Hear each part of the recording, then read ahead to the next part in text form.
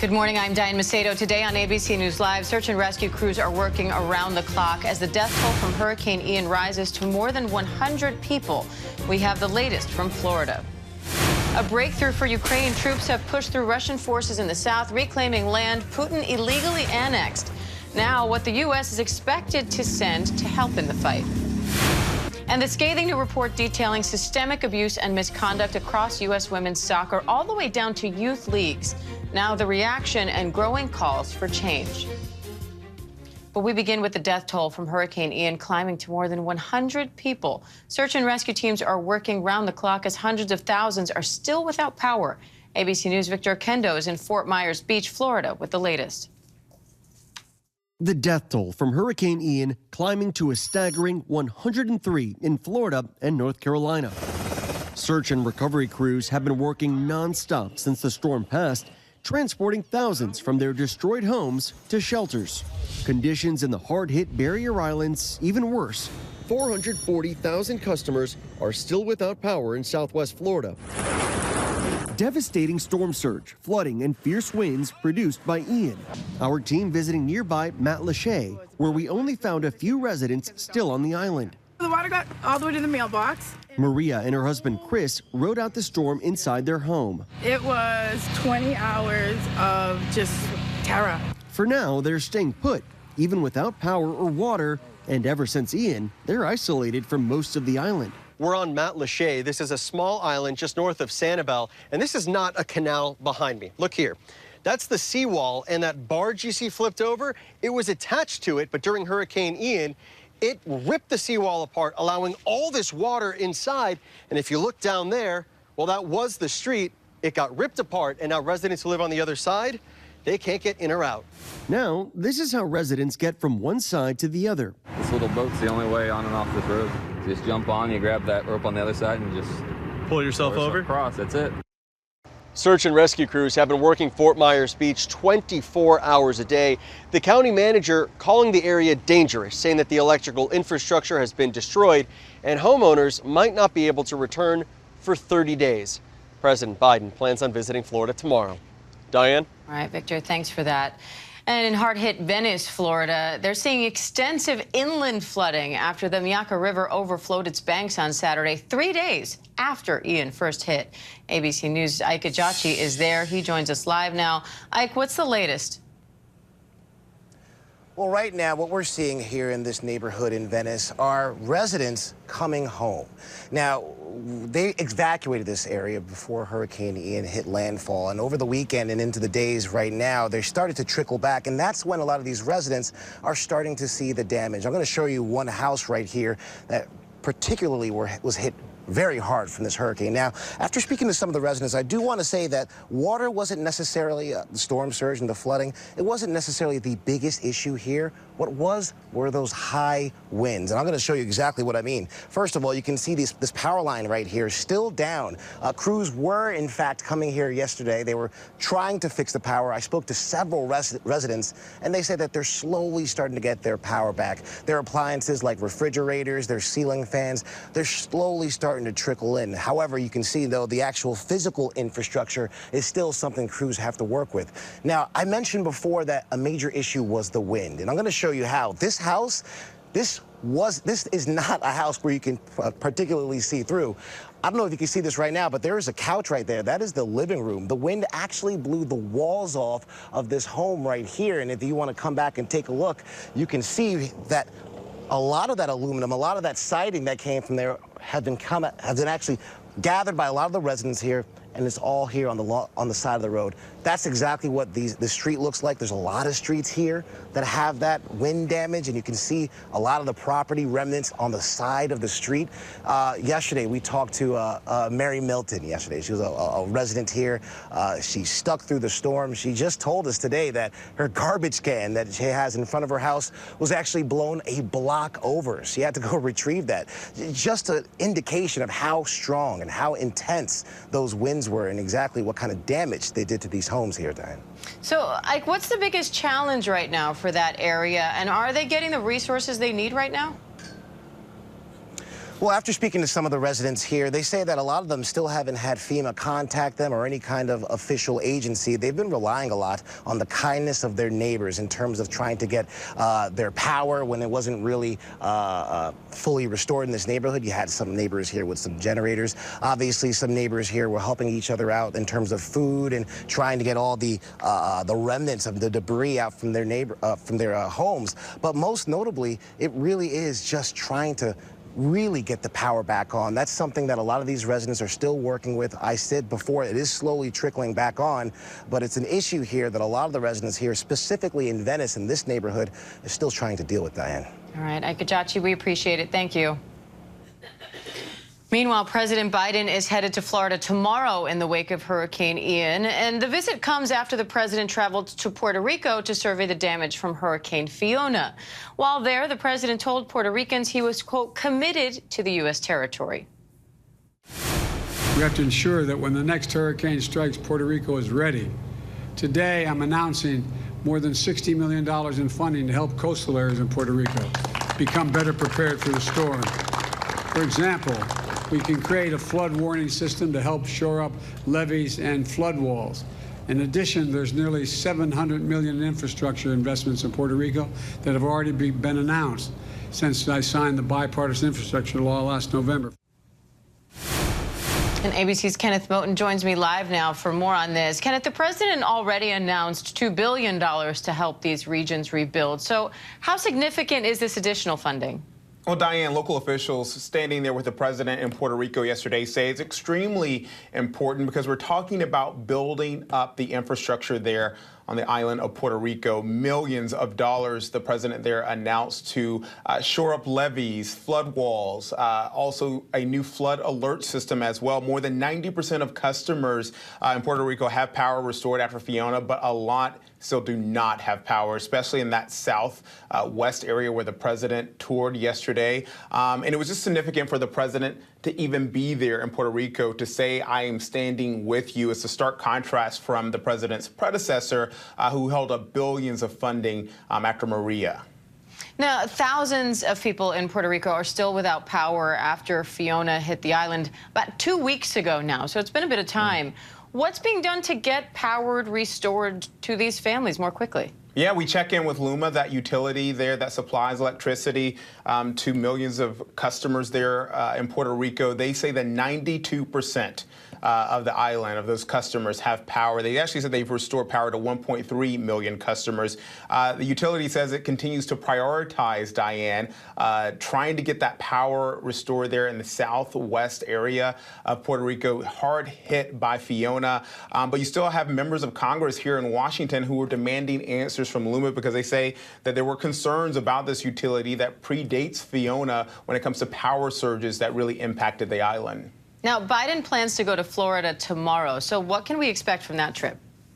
We're checking with the White House. In fact, we just checked recently this morning to ask them where the president will be. We don't know where exactly he's going there after Ian hit. And we also don't know if he's going to meet with one of his harshest critics, his loudest and most vocal critics, Republican governor, Florida Governor Ron DeSantis.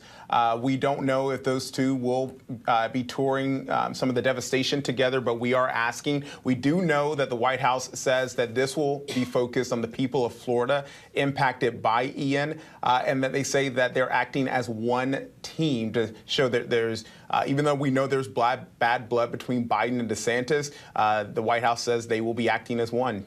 All right, Kenneth Moten, we appreciate it. Thank you. Okay. Thank you, Diane.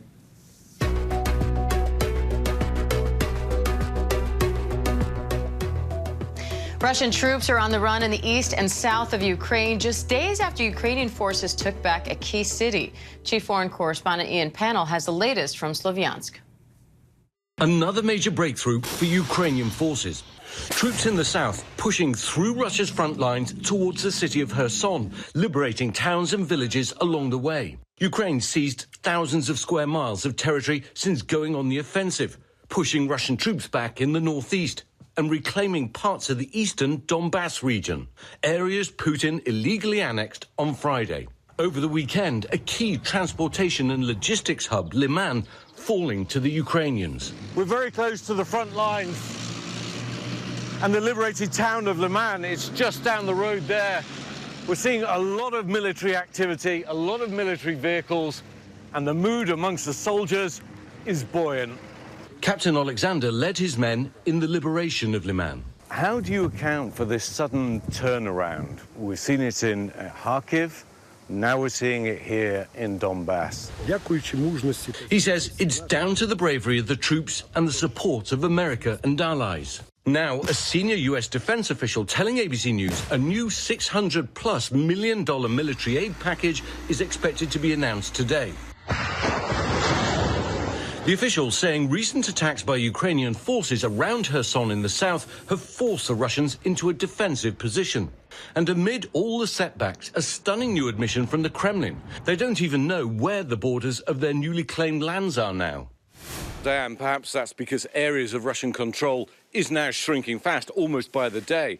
And after that stunning announcement by Vladimir Putin that he was claiming whole regions of Ukraine, declaring them as part of Russia, President Zelensky this morning signing a presidential decree, essentially declaring the impossibility of holding any kind of negotiations with the current president of Russia, Vladimir Putin. Diane? All right, Ian Panel in Ukraine for us. Thank you. Meanwhile, North Korea has launched a ballistic missile over Japan for the first time in years. It landed in the waters off Japan, but triggered an emergency warning for people in its path to seek shelter. Our chief global affairs correspondent Martha Raddatz is in Washington with the latest. It is the first time in 5 years that North Korea has fired a ballistic missile directly over Japan. Sirens wailed, and TV and radios erupted with rare and urgent warnings to citizens in the north and on islands near Tokyo to seek shelter. A significant escalation by North Korea. According to Japan's Ministry of Defense, the intermediate-range missile was airborne for 17 minutes, traveling more than 2,800 miles before crashing into the waters off of Japan. The White House releasing a statement condemning the missile launch, saying the United States will continue its efforts to limit the DPRK's ability to advance its prohibited ballistic missile and weapons of mass destruction programs. While the North has launched missiles over Japan in the past, the last time in 2017, no one has been injured, but there is always a risk of a missile landing short or malfunctioning and hitting Japan. So this is a clear decision by North Korea to ratchet up the pressure. The latest launch, following 4 this week, comes at the end of joint U.S.-South Korean military exercises and a visit to the region by Vice President Kamala Harris. And shortly after the North Korean launch, the South Koreans announced that in a joint bombing drill with the U.S., 2 precision-guided missiles were launched at virtual targets on an uninhabited island off the coast of the Korean peninsula, a direct response to the North Korean missile launch. Diane? All right, Martha Raddatz, we appreciate it. Thank you. And we have a passing to note. Country music star Loretta Lynn has died. Her family says she passed peacefully in her sleep at her home in Hurricane Mills, Tennessee. Lynn was awarded the Presidential Medal of Freedom in 2013 and sold over 45 million albums worldwide. Over the course of her 60-year career, she gave us iconic classics like Don't Come Home A-Drinkin' and, of course, Coal Miner's Daughter. Loretta Lynn was 90 years old. Coming up, a women's soccer scandal. The new investigation finding systemic abuse and misconduct all the way down to youth leagues when we come back.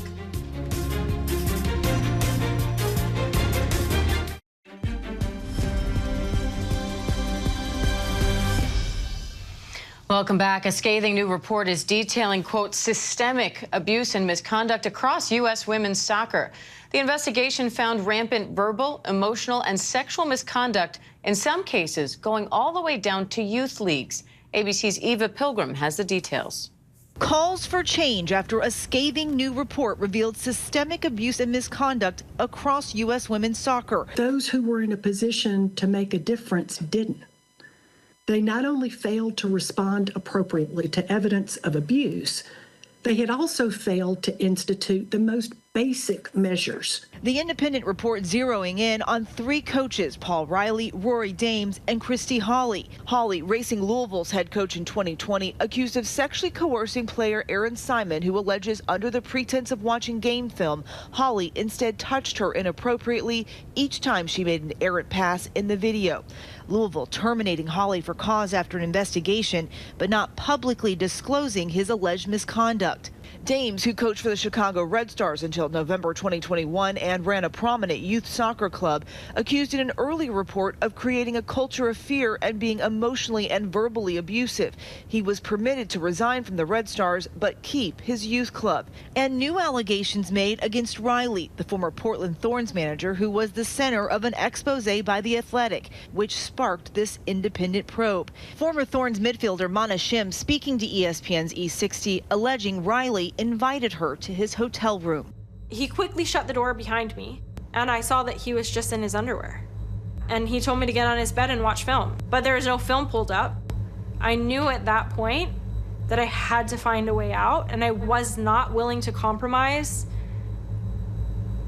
myself for my career or for this person. Even though Riley was let go from the Thorns after Shim says she reported the alleged abuse to the team owners, he continued coaching professionally. At one point, he was even on the short list for the head job for the women's national team. Alex Morgan, one of Shim's former teammates, telling ESPN E60 she urged U.S. women's soccer not to hire Riley.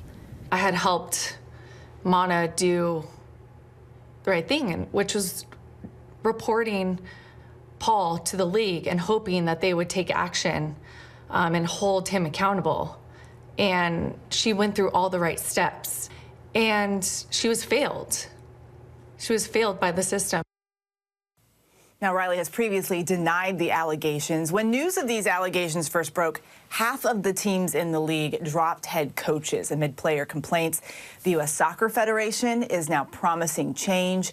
Aaron Simon told ABC News, "I want to do everything in my power to ensure that no other player must experience what I did." Diane. All right, Eva Pilgrim, thank you. And you can see more on the investigation on E60's Truth Be Told. It premieres tonight at 7 o'clock Eastern on ESPN. Meanwhile, home prices in the U.S. are seeing the biggest monthly decline since the height of the financial crisis in January 2009. ABC News Chief Business Correspondent Rebecca Jarvis has more on what buyers should consider. Hi, Rebecca. Is this a good time to buy or not? It's one of the questions I get most frequently, and the answer is if you are looking for a deep discount, not quite, with analysts forecasting even steeper price drops ahead. After 2 years of surging, home prices started falling nationally in June. They dropped 2% by August, their largest monthly decline since January of 2009, according to mortgage data provider Black Knight. The worst performing markets include San Jose, down 13% from its 2022 records, San Francisco down nearly 11%, and Seattle down almost 10%. Nationally, though, even after these declines, values are still up about 40% from March of 2020. This is also a highly personal decision. If you're making it, you have to look at your own finances, how you're paying. Mortgage rates are at 15-year highs, and how long you plan to stay. You want it to be at least 5 years. Diane? All right, good advice, Rebecca. Thank you. Coming up, could you be investigated and prosecuted over a failed pregnancy? How criminal codes could be transformed in the post-Roe era. After this.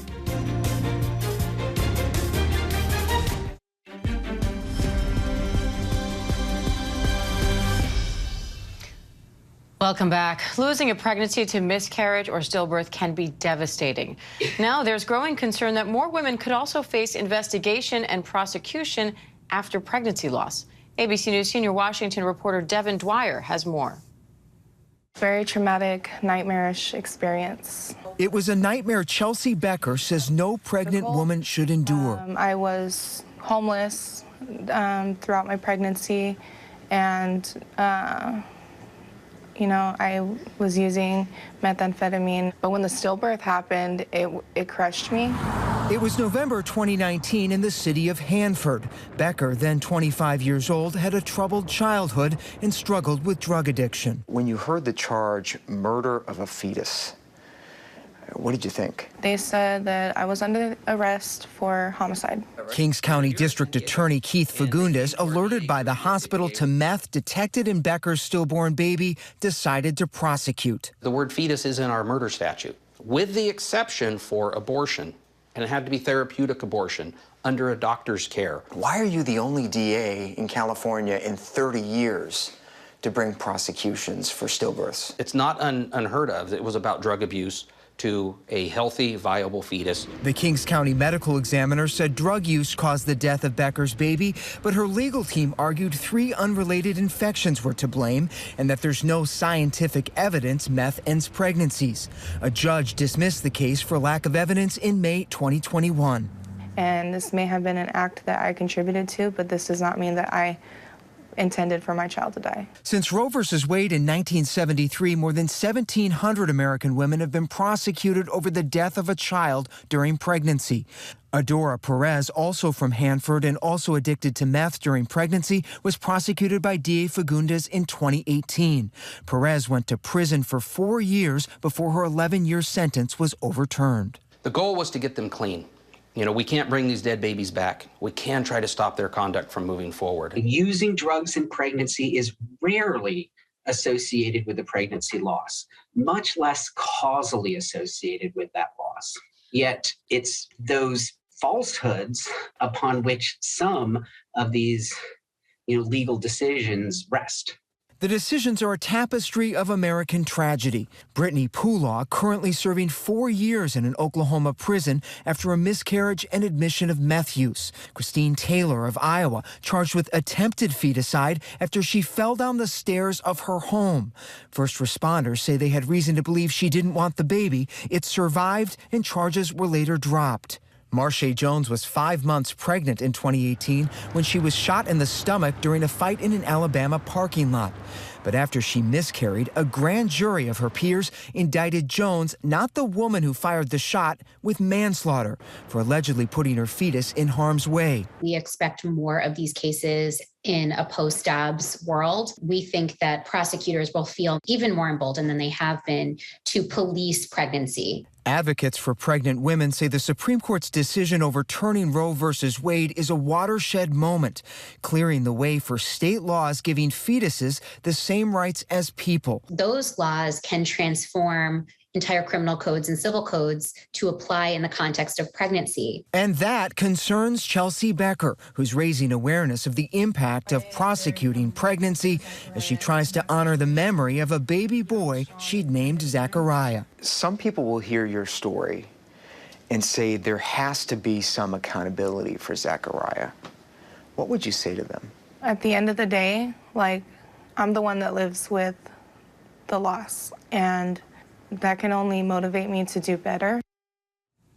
Our thanks to Devin Dwyer for that report, and our thanks to you for joining us. I'm Diane Macedo. Do stay with us as ABC News Live continues with more news, context, and analysis right after this.